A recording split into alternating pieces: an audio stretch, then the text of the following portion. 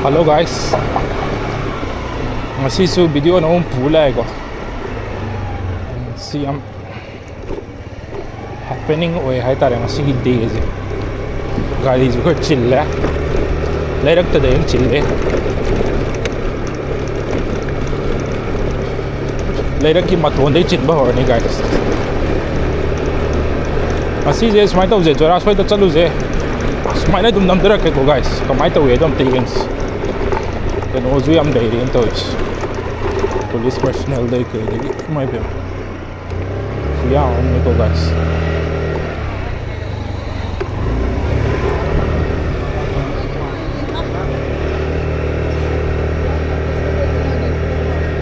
Koi ngachi ahanba assembly famba gini ko si guys. Koi gi yamm na happening oire. Bullet ani thau gini ngai le. Assembly room da jo yamm happening hoidi akoi ki happening ju na Joyraj ka pull laga asapur hum ta charger rakke ile ma pun da ba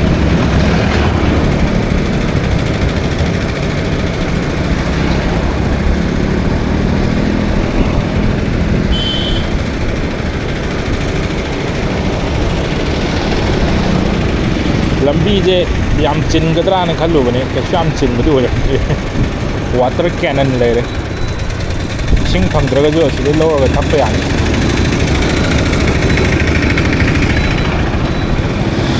ai na tholo ko da si na kitang di ngan ba di ma le guys na ba ji pum bane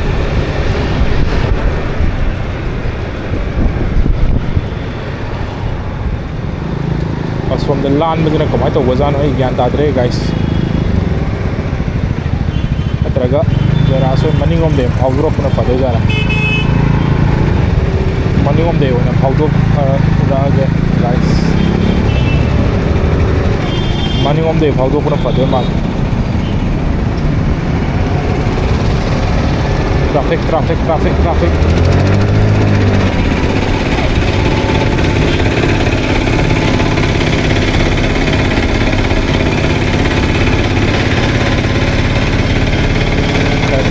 chính rồi công ty cô mà lấy về một chuyện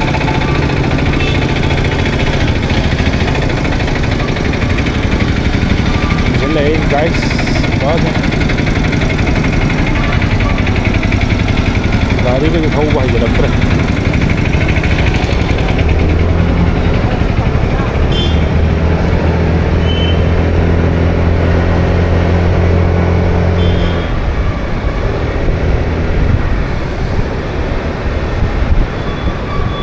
Joyraj se mayum da le ma di fani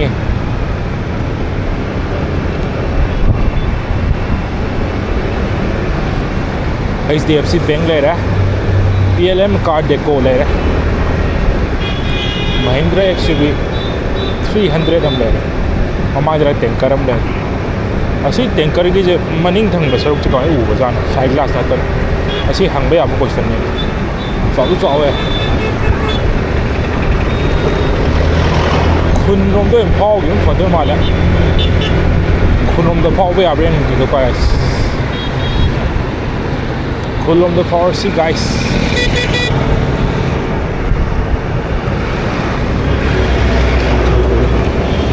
คุณมานุ่งเดี๋ยวจังไว้ก่อนคุณล้านไปวัน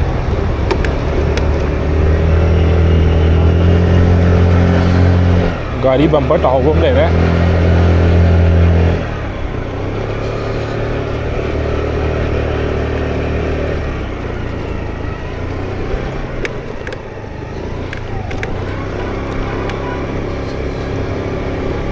นี่มายุ่งหมดมาเลยชีตัวเอลัมบีอันนั้นนักกันสุดตกไปเลย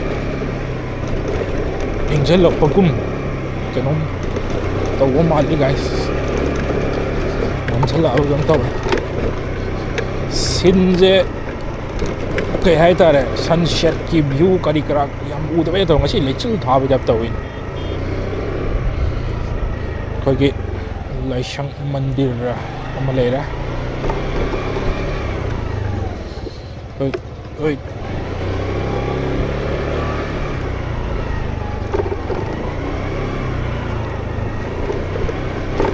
ꯑꯩꯅ ꯐꯥꯎꯖꯔꯤꯁꯦ ꯑꯩꯈꯣꯏꯒꯤ ꯆꯤꯡꯃꯔꯣꯡ ꯀꯕꯨꯏ ꯈꯨꯜꯅꯤꯀꯣ ꯒꯥꯏꯁ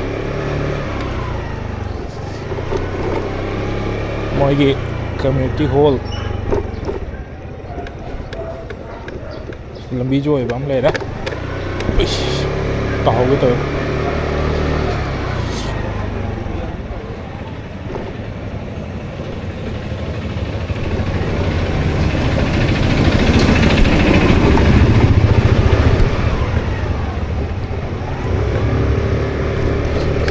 ꯂꯝꯕꯤꯁꯦ ꯀꯌꯥ ꯐꯕ ꯌꯧꯗꯦ ꯁ꯭ꯋꯥꯏꯁꯦ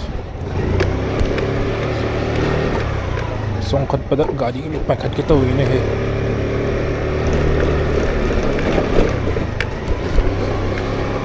ꯉꯥꯜꯂꯦꯕꯨ ꯚ꯭ꯌꯨꯗꯤ ꯑꯝꯇ ꯎꯗ꯭ꯔꯦꯅꯦ ꯒꯥꯏꯁ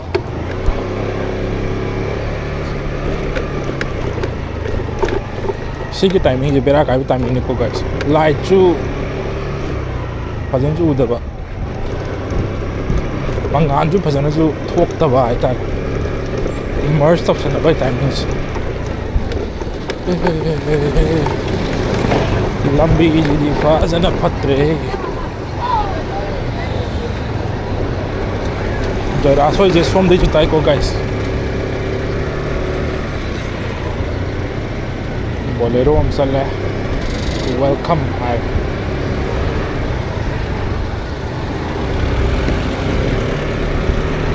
ꯍꯨꯏ ꯑꯃ ꯂꯩꯔꯦ ꯀꯨꯇꯨ ꯍꯨꯏ ꯑꯃ ꯂꯩꯍꯧꯔꯦ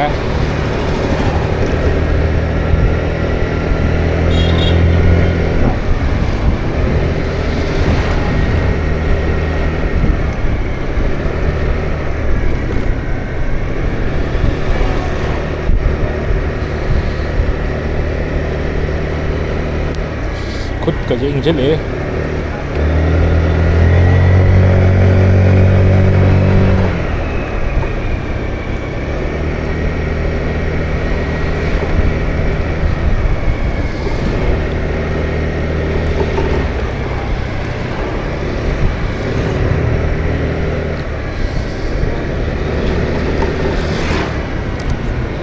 right ta harse guys right lambi thogin bari yaabjara yaabdi mal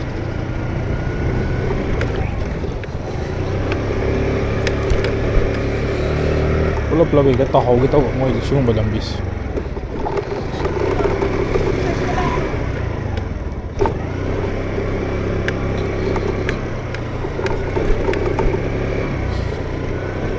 swaida khamaga Joyraj da phone tawge आज मयूमदा बुले बाजार खंगने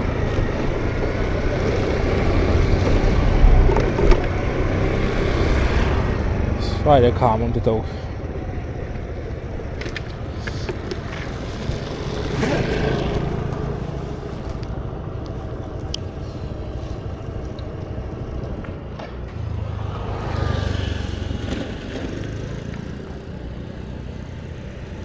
चले चले रिंग चले Joyraj ring chala paidredi lukham da napten yum lebra Joyraj na nang choi thokpa yabro yani ge nang adudi tholo odana noi thonggan yoksalak tore tholo mini ama hek yodai noi thojul ani nang nasana khangna mapan da lerem ai si lere voilà Joyraj thamgre ma leire yumda amuk thawrasi guys Joyraj hoi miyumda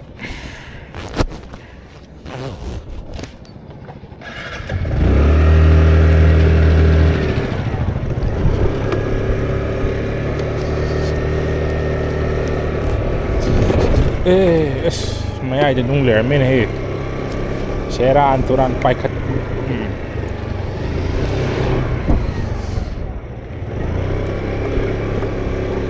Joyraj hoi swai jadi pura under construction ne nei dore lambi ga ti pak thok to re nei lambi swai dang thaunar mane som ju ang thau to ma den tawis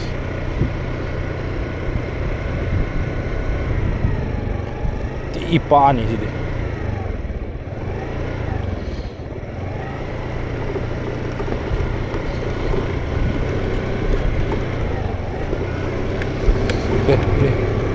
ꯌꯥꯗ꯭ꯔꯦꯗ ꯂꯝꯕꯤꯅꯦꯅ ꯁ꯭ꯋꯥꯏꯗ ꯁꯦꯝꯕꯨꯗꯤ ꯁꯦꯝꯃꯅꯤ ꯁ꯭ꯋꯥꯏꯁꯨ concrete ꯌꯧꯗꯣꯏꯔꯝ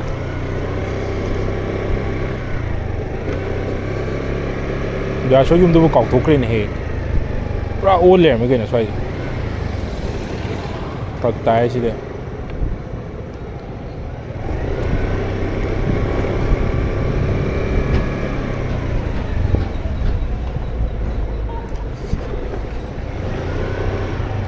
swaida hangkala khambirage Joyraj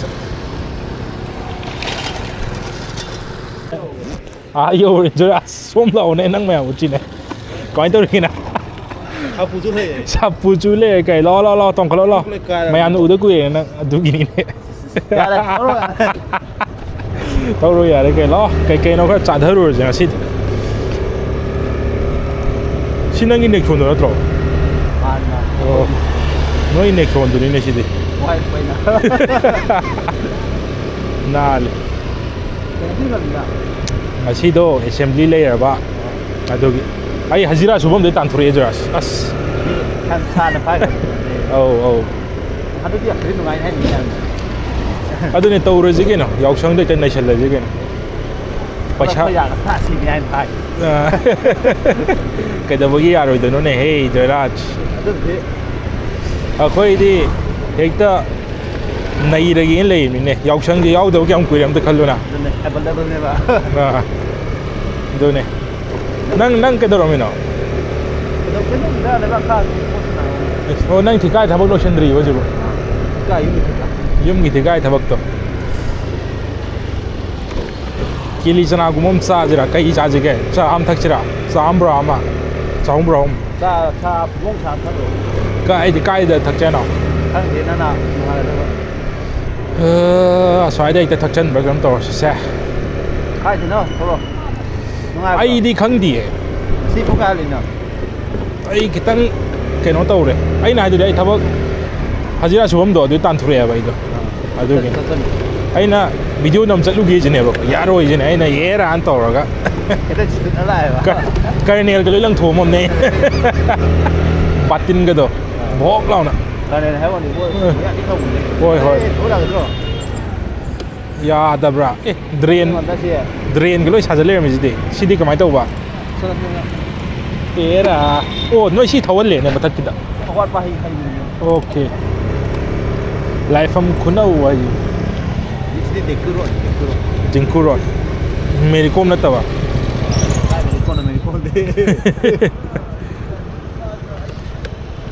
cái đi vào ma cái đó dialogue đó ₹1 भी नहीं कमाया đây là mấy cái cột à mấy cô cái tông hoàng giờ bây giờ ni adu cái đâu rồi kìa chứ ai khăng đế mấy gì ta cảm giác mình ta cái chỉ tháo cái rồi ya rồi cô Hyundai showroom này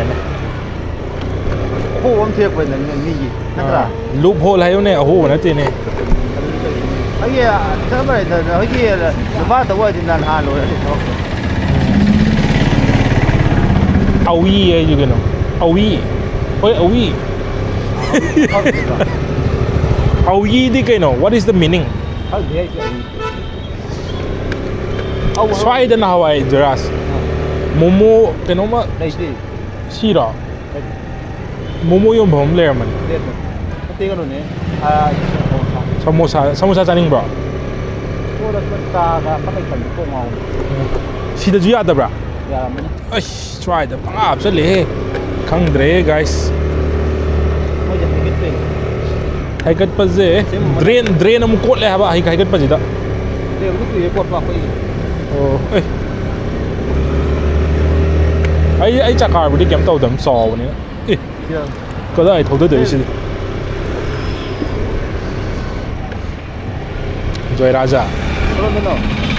from the Chandazi from the tower Chandazi nanti ya spider towers ya gari jikan connect thawat na ba ya adre dugi oh view je on yam nga siam phaja gadam ne aduda kai hai tare akhoi ki maksal le ba folk thôi cái nó đều mà folk ki type da ko cái nói type tàu le re ai cái gì kai chaning na haro Joyraj na ai na treat tàu durim ne lupa kun ge Kani ka skoi de cha to phok sama bora ma biscuit ama kari ama ka phok ra ka de ka sai de yeng a chi cha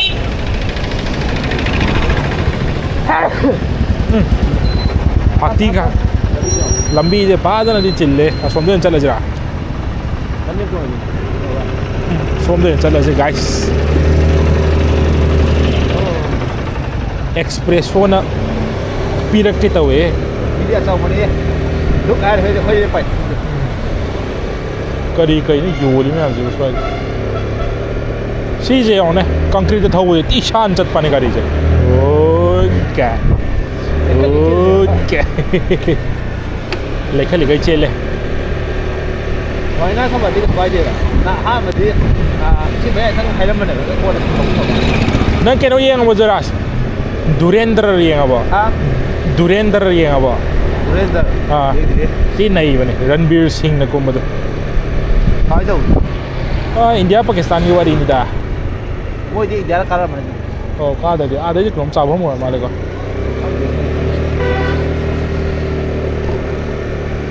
bas kari chani to ji da last lambee nó cái cô lambee do sa lo re ke no ji manung chang drain ji kan ne ko li ai swai lambee lag da ti kui re ha ba ek sem ba ho dai re ke a khoi gi rom gi ju ne Joyraj na ka nam tang ne sem do na ka na chhe do ne kola sem ya ro mo adu na ka nam sem ni ko na u sem da si bera ne ha mu re ka la mu ko no kwan ko ni assembly ju kan na phamori ya adam dia kalau do apa ama do ga mina phabi du ma la phabi ba te assembly phamori dina moi gi do yam discussion ga taw do man de som de thau ju cha ja asa som da phau do ko tan dro ko nam cha di phabi nam cha di ya hang ai da lambee loi sem le nai le sa phang mane sai tha se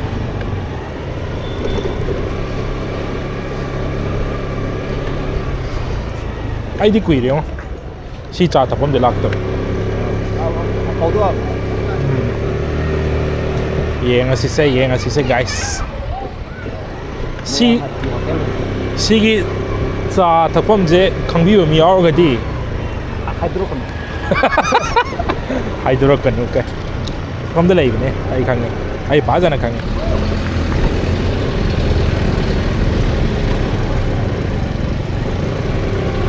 lambee chin bai ni ko som thoroi je mayam lana khana roi se nam phang si kai na acha poti kai jani no Joyraj sa ga kai ga cha jana uro khala si len ji ha khai du dai bane sida ai yum the nang thak tawi wan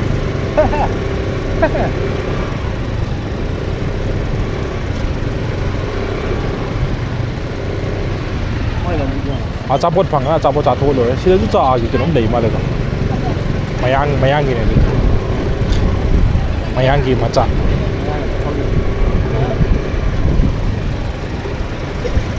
try tuition to hom le ma le ko koi yam छात्र थी और English तब में अरे लोए ने foreign को से मुझे आ गया ना नुमा जुसी जाते हैं अदु दो छात्र ना है ना हाइजेनिंग है ना है बा मतलब के के बोले के हां सोम दे फाउ दो पे आ प्रोग्राम तो जाए ai lambee doi ko ko ngo le sai cái cái nó khai đi vô để hey Christmas ne Joyraj Christmas wow Christmas oi ve ne Joyraj mathang chahi Christmas cardboard nga to ma de pu cardboard me am ji ma di kai do ru ge ba chi ji di thiek tri ba cardboard ne na ta thiek bro som na kai ta ke o chi di office ne office ki gumba changmam ne ngai ko ne bhaiya na ko bhaiya na thogi la ke to hui bag ne ba Balik pula. oh This brake này bây giờ cái này đấy lambee gì cái máy thâu hay vậy đấy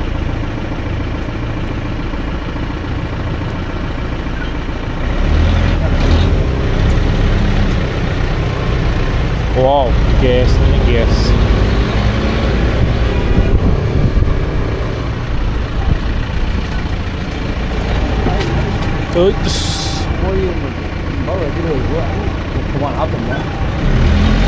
no, prevention is better than cure. I have to come to Joyraj.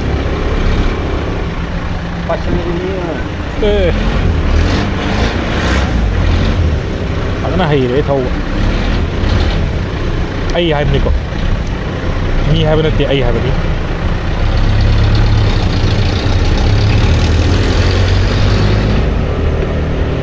Hay mang thang ni Joyraj sai di.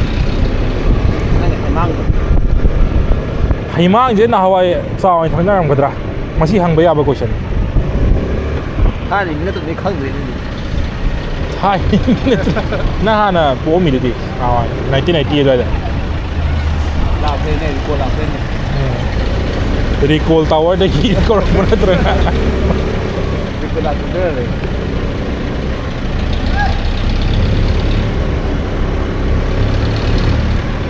tell me a place of Sagi place.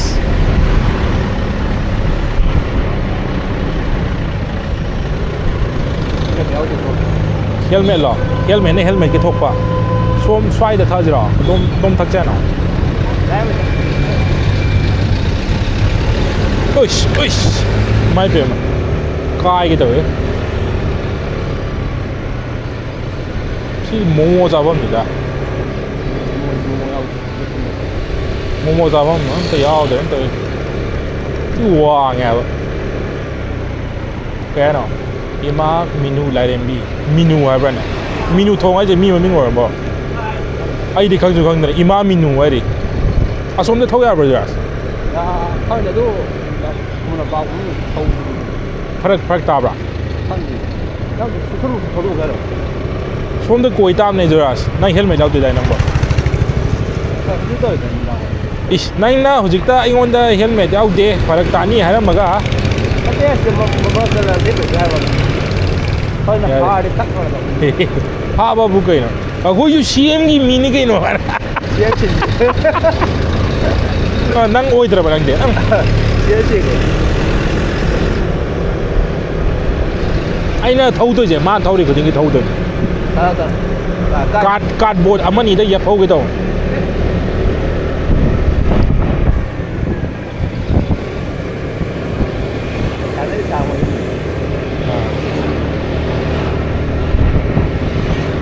sa budi sa yam lei ni da sai da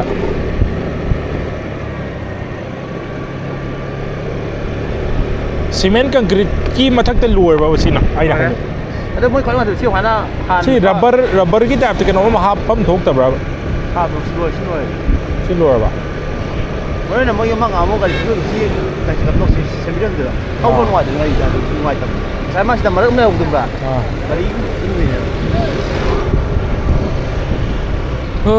sa lei tre tan budi lei ma le kai no juo gypsy ero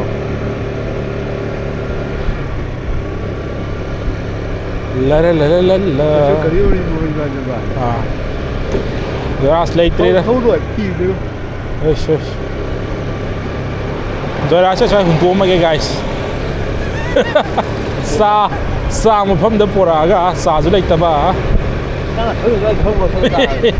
nang na lambee do sum na tak lag ka da bane Joyraj ke phải chỉ lúa thấu flat lại le ra flat lại che ka than ke da than bi ke da yara maro cái khán nghe nó chỉ ra thảo chảy các gì là mới som dong mi ke nom lei ma le ga cây học sĩ đưa rồi đó cái đồng đi lên ai nào cái school cái rồi chứ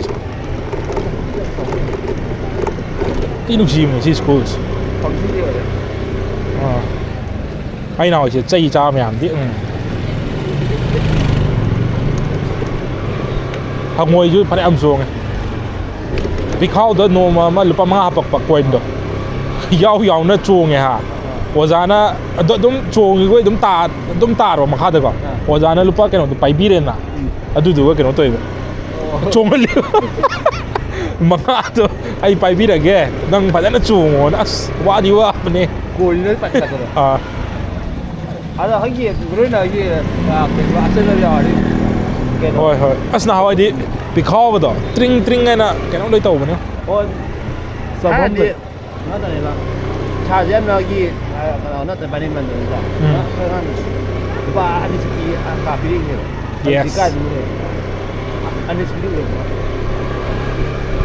ꯁ꯭ꯋꯥꯏꯁꯦ ꯂꯥꯂꯦꯟ ꯍꯥꯏꯗꯥꯏꯅꯦ ꯂꯥꯂꯦꯟ ꯀꯧꯗꯥꯏꯅꯦ ꯁ꯭ꯋꯥꯏꯕꯣ ꯐꯥꯒꯤ ꯇꯧꯅꯤꯗ ꯁ꯭ꯋꯥꯏꯗꯤ ꯗ꯭ꯌꯨ ꯂꯥꯂꯦꯟ ꯀꯩꯅꯣꯝ ꯂꯩꯔꯝꯃꯦꯅꯦ ꯑꯩꯗꯤ ꯈꯪꯗꯦ ꯁ꯭ꯋꯥꯏ ꯄꯔꯦꯡꯁꯦ ꯃꯐꯝ ꯑꯅꯧꯕ ꯗꯤꯁꯀꯣꯚꯔ ꯇꯧꯒꯗꯕ ꯅꯠꯇ꯭ꯔꯣ ꯖꯔꯥꯁ ꯂꯥꯏꯠꯁꯤꯅ ꯑꯝꯇꯪ ꯊꯥꯜꯂ ꯊꯧꯖꯤꯜꯂꯦ ꯀꯣꯛꯀ ꯂꯣꯏ ꯉꯥꯎꯕꯅꯦ ꯁ꯭ꯋꯥꯏꯁꯦ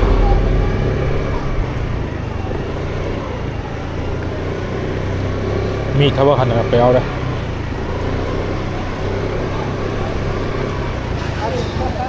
ꯊꯧꯕꯗꯤ ꯐꯅꯌꯥꯝ ꯁꯥꯡ ꯊꯧꯋꯦ ꯏꯕꯥꯅꯤꯁꯨ ꯑꯁ꯭ꯋꯥꯏꯗ ꯆꯥꯛ ꯆꯥꯐꯝ ꯑꯃ ꯂꯩ ꯖꯣꯔꯥꯖ ꯅꯪ ꯆꯥꯛ ꯆꯥꯅꯤꯡꯕ꯭ꯔꯣ ꯍꯧꯖꯤꯛꯀꯣ ꯅꯪ ꯆꯥꯛ ꯂꯥꯝꯃꯦꯗꯥꯏꯅꯦ ꯀꯩ ꯆꯥꯗꯣꯏꯅꯣ ꯀꯩꯅꯣ ꯆꯥꯛ ꯂꯣꯛꯇꯥꯛ ꯆꯥꯛ ꯂꯥꯁꯇ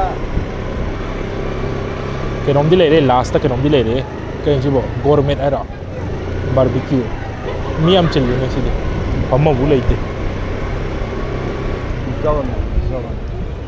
ꯃꯤꯖꯣꯔꯥꯝ ꯍꯥꯏꯕ ꯁꯤ ꯂꯩꯔꯖꯣ ꯅꯪ ꯆꯥꯛ ꯆꯥꯅꯤꯡꯉꯗꯤ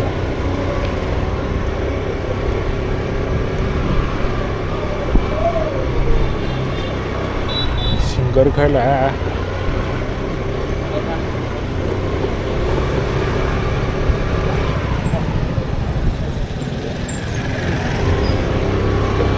ꯆꯥꯛꯍꯥꯎ ꯆꯥ ꯑꯣꯏꯅ ꯊꯧꯁꯤꯔꯥ ꯂꯩꯕ꯭ꯔꯥ ꯈꯪꯗꯦ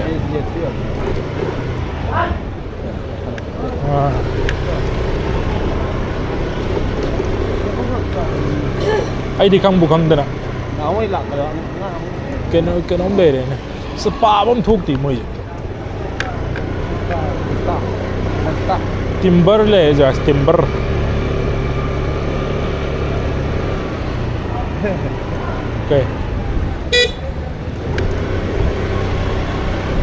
कैदौरबा बोलो बोलो बेटा क्या हुआ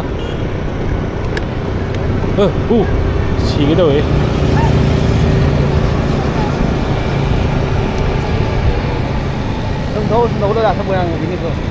मोइरांग चनीरो नंगीजा चा थजर स्वाइदगे किली चना कई कई ओ कनो तरा येंगसी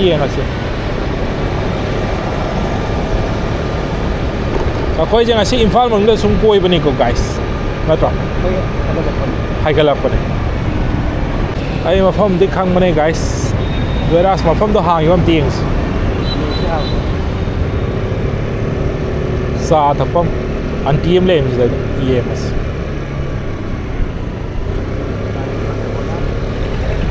लोन माले आई कुरे सोम लाकिदब आई ला नंग तो रिजर्व दो मिनट से नहीं दूँ इसमें हम चिल्ली नहीं सीधे कायदा चलो सीधा ओ सीधी चाव सीधा उन था जगह ना जो सीधा ये चा नहीं दंग था सोमदम खाम गाइस फाइल हम खाम जाएगा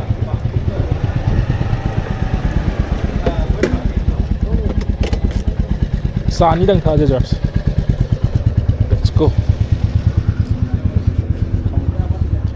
Sani dang low biro, side towers, promise. Sani dang low biro. That's what he.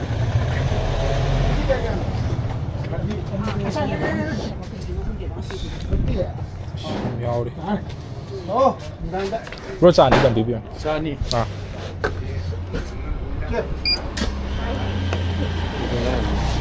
Take Sani. 복지해봐. 마tum도 양세네. 한번가 비비스.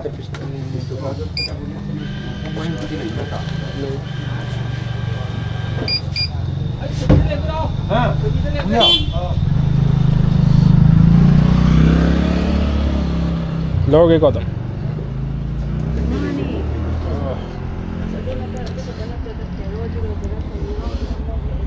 Joyraj kamain tawje ba? Nang sa pier nang swai khong chat kita min nang swai lekte ne. 여고는 킹원. Booking wa yob drom ne guys. 샤시.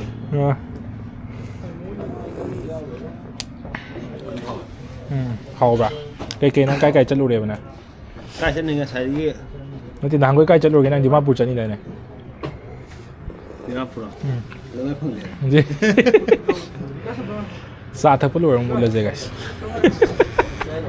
Guys, koi sa thak pa lu chale. Joyraj sa do hao bro. Phong sai puk ta ko keno taw re. Ado guys, Joyraj se ngasi gi di swai da dum keno taw ma ge ma je. Swai thadra mo ro. Nang swai. Oh, le hau ni nang maning to ngai kai gi na ha le hau re. Le hau an dei maning da. Maning le hau re. Guys, adudi mathang gi video da mu thaina si. Natro Joyraj. Joyraj se mayum baw da thadaru gi ge. 마탕이 칸 농아요 막 칠러. 오케이 뭐. 헌저. 칠라게 칠. 빠져는 칠래 람비 이제. 그리고 농 받아오네. SMG 판매니까 guys. 시보디. 감다 서울로 비지 돼. Guys. SMG 판매 좀 놓으실라 마.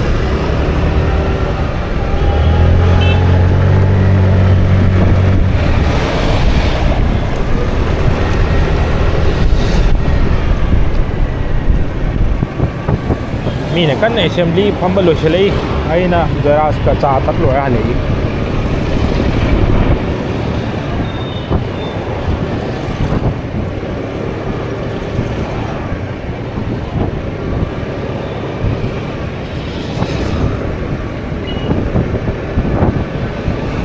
แล้วก็ยีดรัมเนี่ยแบบดังไอ้นั่นรวยไปมาตั้งอยู่ในโพสิจิเชมลีก็จะฟังได้เองอาชีพไปอยู่กันเท่านั้นดิ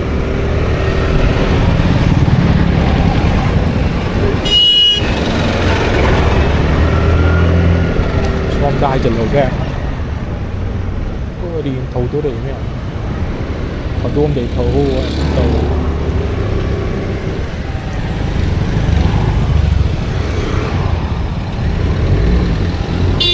พอดวงเดียวเท่าโดยจะน่าโร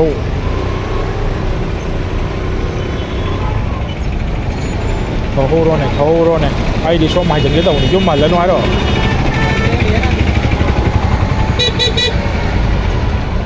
guys ai dùng tăng chẳng ra cái guys yes finally dùng bao đi thâu rất là ghê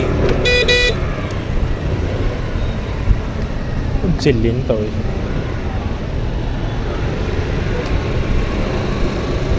peace out guys man see you na this why the dum lo chala je si na siang bai lo chen mani ko koi hotong hom su de ko guys la chi di putro dra la nang chi cha ge ra la chi lei di khabar le bra khabar ran tha ra je ba la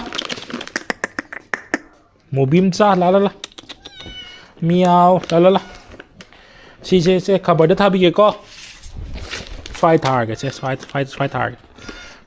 Pijake, ngay koko.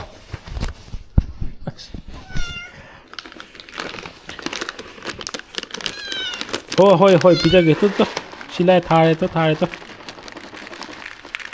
Sabra, hao briang. That's how it. Meow.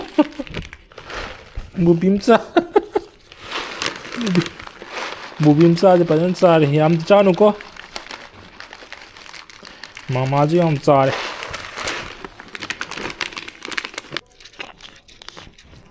Ôi trời ơi. ꯇꯞꯅ ꯆꯥꯎ ꯐꯨꯜꯂ ꯁꯤꯕ ꯇꯥꯔꯦ ꯅꯣꯏꯕꯨ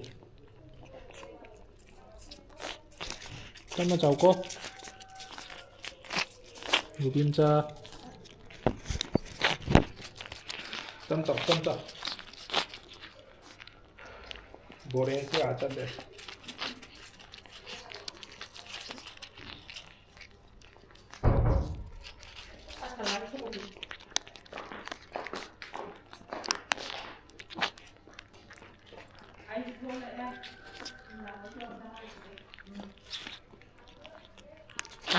ꯍꯥꯎꯕ꯭ꯔꯥ ꯇꯞꯅ ꯆꯥꯎ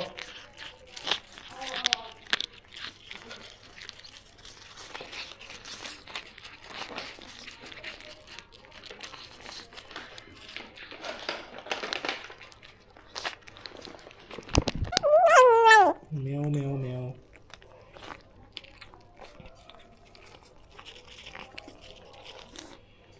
ꯌꯥꯝ super ꯐꯥꯁ ꯑꯣꯏꯅ ꯆꯥꯔꯤ ꯅꯨꯄꯤ ꯃꯆꯥꯁꯦ